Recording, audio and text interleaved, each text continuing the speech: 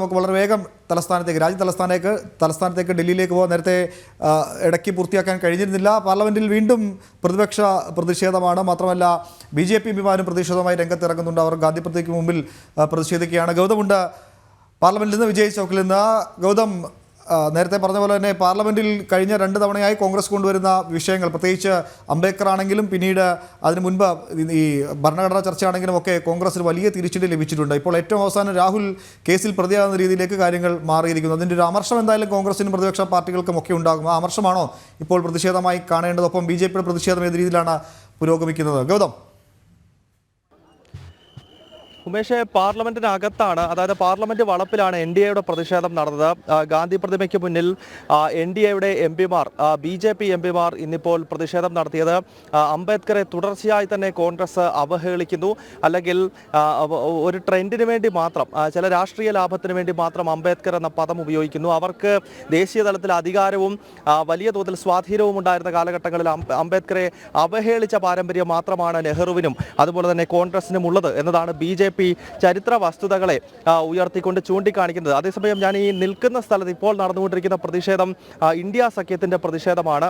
രാഹുൽ ഗാന്ധിയും മല്ലികാർജുൻ ഖാർഗെയും പ്രിയങ്ക വാദ്രയും ഒക്കെ ഉൾപ്പെടെയുള്ളവർ ഈ പ്രതിഷേധത്തിന്റെ ഭാഗമായി, അതായത് രാഹുൽ ഗാന്ധിക്കെതിരെ കള്ളക്കേസ് കൊടുക്കാൻ ശ്രമിക്കുന്നു.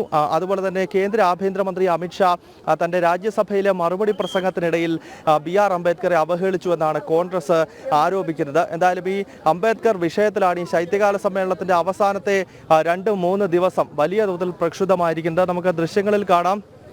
പാർലമെന്റിന്റെ മുന്നിൽ ഇപ്പോൾ ഈ ഇന്ത്യ സഖ്യത്തിന്റെ പ്രതിഷേധം അത് പാർലമെന്റിനുള്ളിലേക്ക് നീങ്ങുന്ന കാഴ്ചയാണ് കാണുന്നത്. മുഴുവൻ എംപിമാരും ഇന്ത്യ സഖ്യത്തിന്റെ ഭാഗമായി കോൺഗ്രസ്, അതോടൊപ്പം തന്നെ സമാജ്വാദി പാർട്ടി, ഇടത് സംഘടനകൾ, അങ്ങനെ ഇന്ത്യ സഖ്യത്തിന്റെ ഭാഗമായി നിൽക്കുന്ന പാർട്ടികളുടെ നേതൃത്വത്തിൽ ഈ വിജയ് ചൗക്കിൽ നിന്നും ആരംഭിച്ച പ്രതിഷേധം ഇപ്പോൾ പാർലമെന്റിന്റെ പ്രധാന കവാടത്തിലൂടെ പുതിയ ബ്ലോക്കിലേക്ക് നീങ്ങിക്കൊണ്ടിരിക്കുന്നു. മല്ലികാർജുൻ ഖാർഗെ ഉൾപ്പെടെയുള്ള നേതാക്കൾ ഇതിന് നേതൃത്വം നൽകുന്നുണ്ടായിരുന്നു. പ്രിയങ്ക വാദ്ര ഉണ്ടായിരുന്നു. അങ്ങനെ പാർലമെന്റിനകത്തേക്ക് ഇപ്പോൾ ഈ ഇന്ത്യ സഖ്യത്തിന്റെ എംപിമാർ കടന്നു പോവുകയാണ്. അതേസമയം പാർലമെന്റ് വളപ്പിനകത്ത് ഗാന്ധി പ്രതിമയ്ക്ക് സമീപത്തായിരുന്നു BJPയുടെ പ്രതിഷേധം നടന്നത്. BJP ചൂണ്ടിക്കാണിക്കുന്നത് തുടർച്ചയായി അംബേദ്കറെ അവഹേളിക്കുന്നു. അതായത് നെഹ്റു മുതൽ ഇന്ദിരാഗാന്ധി മുതലുള്ള നേതാക്കന്മാരുടെ കാലഘട്ടങ്ങളിൽ എങ്ങനെയാണ് അംബേദ്കർ വിഭാവനം ചെയ്ത ആശയങ്ങളെ കോൺഗ്രസ് പാർട്ടി ഇല്ലാണ്ടാക്കിയത് എന്നത് സംബന്ധിച്ചുള്ള കൃത്യമായ വിവരണമാണ് BJP ഈ വിഷയത്തിൽ നടത്തുന്നത്. ഭരണഘടനയുമായി ബന്ധപ്പെട്ട് നടന്നിട്ടുള്ള ചർച്ചകൾക്കിടയിലും BJP കൃത്യമായി ഉയർത്താൻ ശ്രമിച്ചത് നെഹ്റു ഉൾപ്പെടെയുള്ള കോൺഗ്രസിന്റെ നേതാക്കളെ എങ്ങനെ BR അംബേദ്കർ വിഭാവനം ചെയ്ത ആശയങ്ങളെ ഇല്ലാണ്ടാക്കി. ഒപ്പം BR അംബേദ്കർ തെരഞ്ഞെടുപ്പിൽ മത്സരിക്കുന്ന ഘട്ടത്തിൽ നെഹ്റു തന്നെ നേരിട്ടെത്തി അംബേദ്കറെ 2 തവണ തെരഞ്ഞെടുപ്പിൽ പരാജയപ്പെടുത്തിക്കൊണ്ട് അദ്ദേഹത്തിന്റെ പാർലമെന്റിലെ സാന്നിധ്യം ഇല്ലാതാക്കാൻ ശ്രമിച്ചത് കോൺഗ്രസ് ആണെന്നും നെഹ്റു പരിവാറാണെന്നും BJP ആരോപിക്കുന്നുണ്ട്. അതോടൊപ്പം തന്നെ BR അംബേദ്കർക്ക് ഒരു ഭാരതരത്ന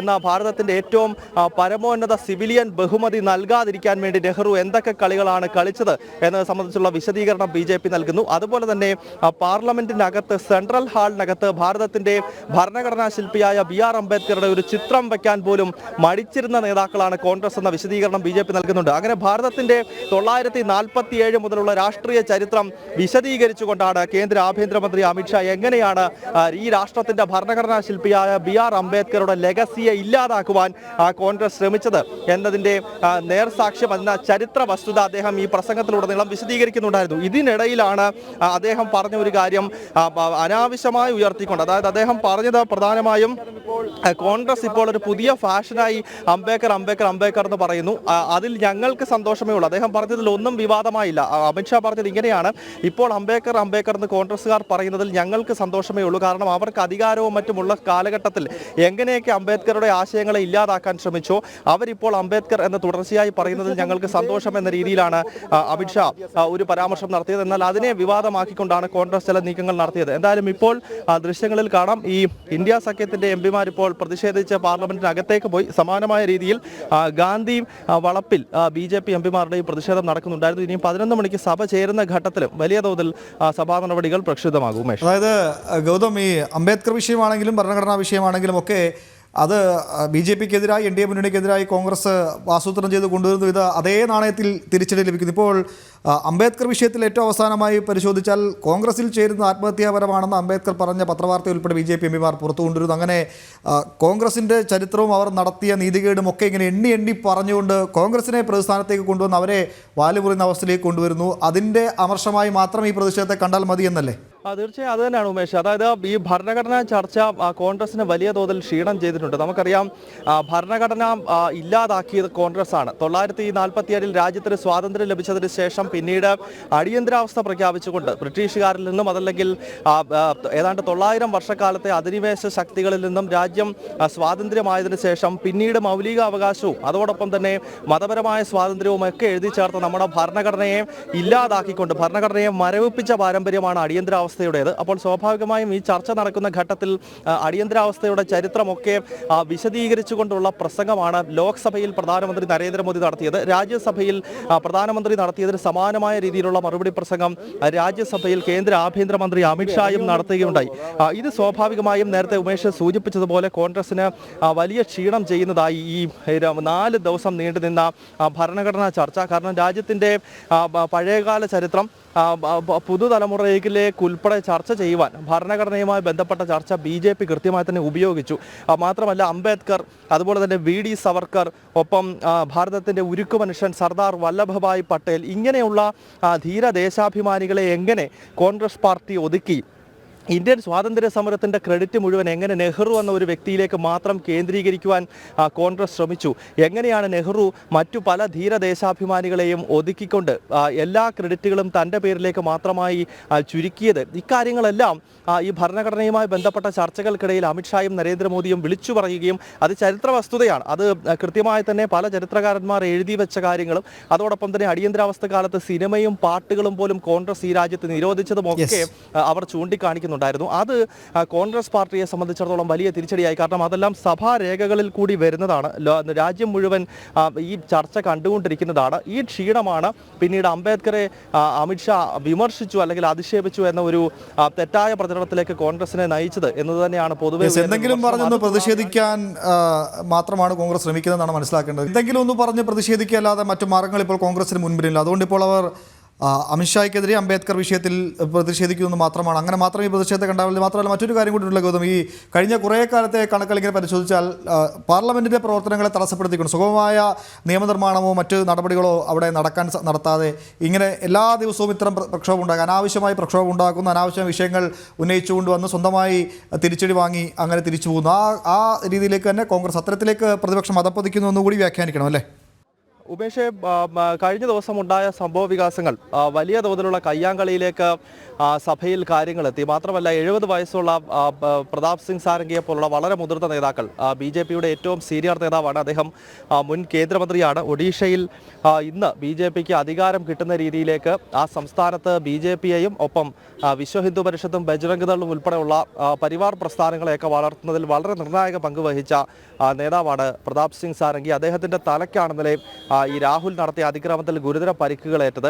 രാഹുൽ ഒരു BJP എംപിയെ വലിയ തോതിൽ പിടിച്ചു തള്ളുകയും ആ MP തെറിച്ചുപോയി. ഈ പ്രതാപ് സിംഗ് സാരംഗിയുടെയും അതോടൊപ്പം തന്നെ ഉത്തർപ്രദേശിൽ നിന്നുള്ള മുകേഷ് രജ്പുത് എന്ന മറ്റൊരു MPയുടെയും ദേഹത്തേക്ക് വീഴുകയായിരുന്നു. ഇരുവരുടെയും തലയ്ക്ക് പരിക്കേൽക്കുകയും ICUവിലേക്ക് വരെ മാറ്റേണ്ട സാഹചര്യം ഇന്നലെ ഉണ്ടായി. ഇരുവരും ഇപ്പോഴും ഡൽഹി ആർമൽ ആശുപത്രിയിൽ ചികിത്സയിലാണ്. അത് വലിയ പ്രതിഷേധങ്ങൾക്ക് കാരണമായി. അതാണ് ഇന്നലെ BJP ഇന്നലെ പകൽ മുഴുവൻ വൻ പ്രതിഷേധം നടത്തി. ഇന്നും ഇപ്പോൾ ഗാന്ധി പ്രതിമയ്ക്ക് മുന്നിൽ വലിയ പ്രതിഷേധം BJP നടത്തുന്നുണ്ടായിരുന്നു. അതിൻ്റെ അടിസ്ഥാനപരമായ കാരണം ഇതാണ്. ഗുണ്ട ആക്രമണമാണ് ഇന്നലെ നടന്നത് എന്നതാണ് BJPയുടെ ആക്രമണം. അതും ലോക്സഭാ പ്രതിപക്ഷ നേതാവ് എന്ന വളരെ പ്രധാനപ്പെട്ട ഭരണഘടനാ പദവി കൈകാര്യം ചെയ്യുന്ന ഒരു വ്യക്തി ഇതിന് നേതൃത്വം നൽകുകയും ഒരു MPയുടെ തല പൊട്ടിക്കുകയും ഒക്കെ ചെയ്യുന്നതിലേക്ക് കാര്യങ്ങൾ എത്തിയെന്ന് BJP വിമർശിക്കുന്നുണ്ട്. അതിനെതിരെ വലിയ പ്രതിഷേധം ഇന്നിപ്പോൾ സഭയ്ക്കകത്തും ഉണ്ടാകും. അല്പസമയത്തിനകം ലോക്സഭയും രാജ്യസഭയും ചേരും. സഭയ്ക്കകത്ത് സമാനതകളില്ലാത്ത പ്രതിഷേധം ഉയരാനുള്ള സാധ്യതയാണുള്ളത്. ഉമേഷ്, രാഹുലിനെതിരെ എടുത്ത കേസിൻ്റെ അവസ്ഥ കൂടി ഗൗതം വളരെ വേഗം ഒന്ന് പങ്കുവെക്കൂ. ഇന്നലെ ഡൽഹി പോലീസ് രാഹുലിനെതിരെ കേസെടുത്തിരുന്നതിൻ്റെ അവസ്ഥ എന്താണ്? അക്കാര്യത്തിൽ കൂടി കോൺഗ്രസിന് പ്രതിഷേധമുണ്ടല്ലേ? ഉമേഷെ, വധശ്രമം ഉൾപ്പെടെ ചുമത്തിക്കൊണ്ട് രാഹുലിനെതിരെ കേസെടുക്കണം, അന്വേഷണം നടത്തണമെന്നതാണ് BJPയുടെ ആവശ്യം. ഇന്നലെ BJP MP, ഹിമാചൽ പ്രദേശിൽ നിന്നുള്ള BJP MP അനുരാഗ് സിംഗ് ഠാക്കൂറും അതുപോലെ തന്നെ ന്യൂഡൽഹി MP ബാൻസൂരി സ്വരാജും ആണ് പാർലമെന്റ് സ്ട്രീറ്റ് പോലീസ് സ്റ്റേഷനിലെത്തി ഈ രാഹുലിനെതിരെ പരാതി നൽകിയത്. വധശ്രമം ഉൾപ്പെടെ രാഹുലിന്റെ ഭാഗത്തു നിന്നുണ്ടായി, മുതിർന്ന എംപിമാരെയാണ് ആക്രമിച്ചിരിക്കുന്നത് തുടങ്ങിയ കാര്യങ്ങൾ ചൂണ്ടിക്കാണിച്ചുകൊണ്ടുള്ള പരാതിയാണ് നൽകിയിരിക്കുന്നത്. ക്രൈംബ്രാഞ്ച് ഒരുപക്ഷെ ഈ കേസ് ഇന്നലെ പാർലമെന്റിൽ നടന്ന അതിക്രമം ക്രൈംബ്രാഞ്ച് അന്വേഷിക്കാനുള്ള സാധ്യതയാണുള്ളത്. രണ്ട് കൂട്ടരും പരാതി നൽകിയിട്ടുണ്ട്. BJP പ്രധാനമായും ചൂണ്ടിക്കാണിക്കുന്നത് രാഹുൽ നടത്തിയ അതിക്രമത്തിലാണ് 2 എംപിമാർക്ക് പരിക്കേറ്റിട്ടുള്ളത്. അതും തലയ്ക്കുൾപ്പെടെ പരിക്കേറ്റ് ഗുരുതരാവസ്ഥയിൽ ആശുപത്രിയിലേക്ക് പോകേണ്ട സാഹചര്യം 2 മുതിർന്ന എംപിമാർക്കുണ്ടായി. അതിനാൽ അത്തരം വകുപ്പുകൾ ചുമത്തി കേസെടുക്കണമെന്നതാണ് BJP നൽകിയ പരാതിയുടെ അടിസ്ഥാനം. കോൺഗ്രസിനെ സംബന്ധിച്ചിടത്തോളം കോൺഗ്രസും ഇന്നലെ ഉച്ചതിരിഞ്ഞ് പരാതി കൊടുത്തിട്ടുണ്ട്. കോൺഗ്രസിന്റെ ദേശീയ അധ്യക്ഷനും രാജ്യസഭാ പ്രതിപക്ഷ നേതാവുമായ മല്ലികാർജ്ജുൻ ഖാർഗെയോട് ഈ മോശം പെരുമാറ്റമുണ്ടായി. അതായത് മല്ലികാർജ്ജുൻ ഖാർഗെയോട് പിടിച്ചു തള്ളുകയും അദ്ദേഹത്തോട് മോശം പെരുമാറ്റവും ഉണ്ടായി എന്നതാണ് മോശം പെരുമാറ്റം ഉണ്ടായി എന്നതാണ് ഈ മറ്റൊരു ആരോപണമായി കോൺഗ്രസ് ഉയർത്തുന്നത്. അങ്ങനെ കോൺഗ്രസ് ഇന്നലെ ഉച്ചതിരിഞ്ഞു പോയി പാർലമെന്റ് സ്ട്രീറ്റ് പോലീസ് സ്റ്റേഷനിൽ പരാതി നൽകുന്ന പശ്ചാത്തലമുണ്ടായിരുന്നു. എന്തായാലും 2 വിഭാഗവും പരാതി നൽകിയിട്ടുണ്ട്. ഇന്നിപ്പോൾ ഡൽഹി പോലീസ് അതുമായി ബന്ധപ്പെട്ട അന്വേഷണം നടത്തും. ക്രൈംബ്രാഞ്ച് ആയിരിക്കും ഒരുപക്ഷെ ഈ കേസ് 2 പരാതിയും അന്വേഷിക്കുക എന്നാണ് നമുക്ക് ലഭ്യമാകുന്ന വിവരം. എന്തായാലും ഡൽഹിയിലെ തണുപ്പിൽ ചൂടുപിടിക്കുന്ന പ്രതിഷേധത്തിലേക്ക് കാര്യങ്ങൾ പോകുന്നു. പ്രതിപക്ഷ നേതാവ് ക്രിമിനൽ കേസിൽ പ്രതിയാകുന്നു. എന്തായാലും വലിയ പ്രതിഷേധങ്ങളും പ്രക്ഷോഭങ്ങൾക്കൊക്കെ രാജ്യ തലസ്ഥാനം സാക്ഷ്യം വഹിക്കുകയാണ്.